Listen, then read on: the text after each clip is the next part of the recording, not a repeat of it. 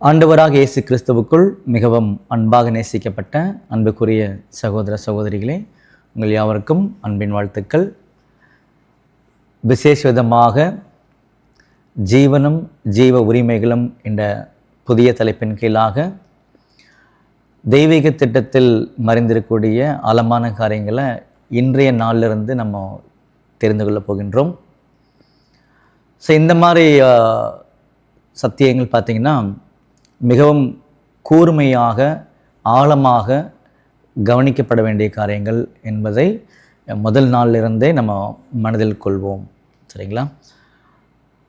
இந்த ஒரு கேள்வி பதிலுக்குள்ளாக போகிறதுக்கு முன்பாக ஒரு சிறிய ஜெபம் பண்ணிட்டு நம்ம உள்ள போயிடலாம்.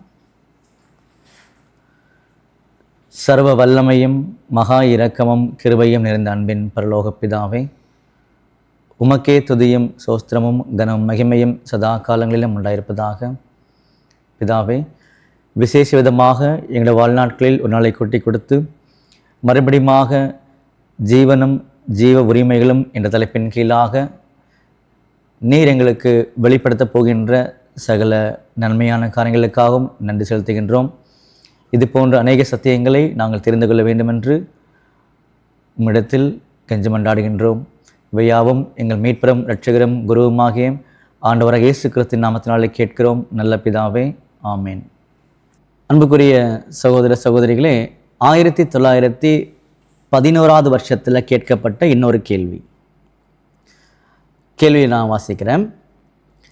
தம் வசத்தில் ஒருவேளை பூமிக்குரிய ஜீவனுக்கான உரிமைகளை பெற்றிருக்கவில்லை எனில் அவரால் உலகத்திற்கான நித்திய பிதாவாக முடியுமா?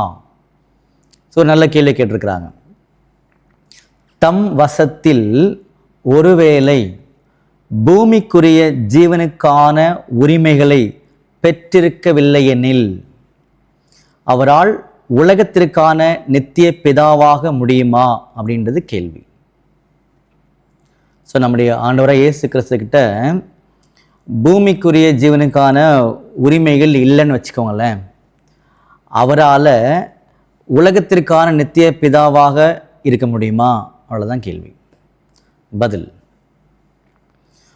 ஒருவேளை நமது கர்த்தராகிய இயேசு 1000 வருட ஆளுகையின் போது ஆதாமிற்கும் அவரது சந்ததிக்கும் பூமிக்குரிய ஜீவனுக்கான உரிமையினை கொடுத்து விடுவதற்கென அந்த உரிமையினை சொத்தாக பெற்றிருக்கவில்லை எனில் அவரை குறித்து அந்த சந்ததியின் பிதா என்று கூற முடியாது. கொடுத்து விடுவதற்கென்று ஜீவனை பூமிக்குரிய ஜீவன் ஒன்றை பெற்றிராதது வரையிலும் அவரால் மனுக்குல சந்ததியை மீண்டும் உயிர்ப்பிக்க முடியாது. அன்புக்குரிய சகோதர சகோதரிகளே, நாம் இதுவரைக்கும் பார்க்காத ரொம்ப அழகான ஒரு ஆச்சரியமான ஒரு பதில் இது. ஒருவேளை நம்முடைய ஆண்டவராக இயேசு கிறிஸ்துக்கிட்ட இந்த பூமிக்குரிய ஜீவனுக்கான உரிமைகள் இல்லை அப்படின்னா அவரால் நிச்சயமாகவே நித்திய பிதாவாக இந்த மனுக்குலத்திற்கு இருக்க முடியாதுன்ற ஒரு காரியத்தை நம்ம தெரிஞ்சிருக்கிறோம். அப்போது நம்ம முன்னாடி படித்ததெல்லாம் இப்போ ஞாபகத்துக்கு வருது. நம்முடைய ஆண்டவராக இயேசு கிறிஸ்து தன்னுடைய ஜீவிப்பதற்கான உரிமையை அவர் என்ன பண்ணிட்டார்னா ஞானஸ்தானத்தில் அர்ப்பணம் பண்ணிட்டார். அதுக்கப்புறமா என்ன பண்ணியிருக்காருன்னா தொடர்ந்து அவர் ஒப்புக்கொண்ட அந்த உடன்படிக்கைக்கு உண்மையாக வாழ்ந்திருக்கிறார். வாழ்ந்ததுனால அந்த ஜீவ உரிமையானது பார்த்திங்கன்னா நம்முடைய ஆண்டவராக இயேசு கிறிஸ்துவை பார்த்திங்கன்னா மறுபடியும் கையில் கிடைக்க ஆரம்பிச்சிது.